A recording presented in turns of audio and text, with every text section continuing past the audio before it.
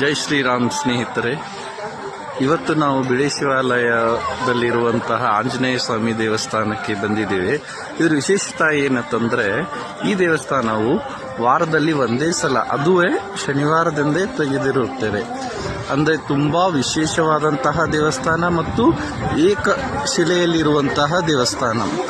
So ನಮಗಂತೂ ನಾವಂತೂ ವಾರಕ್ಕೊಂದ್ಸಲ ಇಲ್ಲಿ ಬರೋದು. ತುಂಬ ಅಂದರೆ ತುಂಬ ಪವರ್ಫುಲ್ ದೇವಸ್ಥಾನ. ಸಾಧ್ಯ ಆದರೆ ನೀವು ಕೂಡ ವಿಸಿಟ್ ಮಾಡಿ.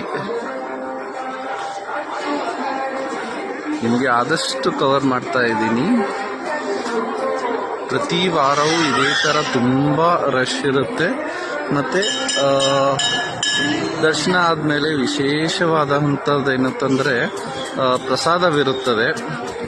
ಸೊ ಈ ಥರ ನೀವು ನೋಡ್ತಾ ಇರಬಹುದು. ತುಂಬ ಜನ ಅಂದರೆ ತುಂಬ ಜನ ಬರ್ತಾರೆ.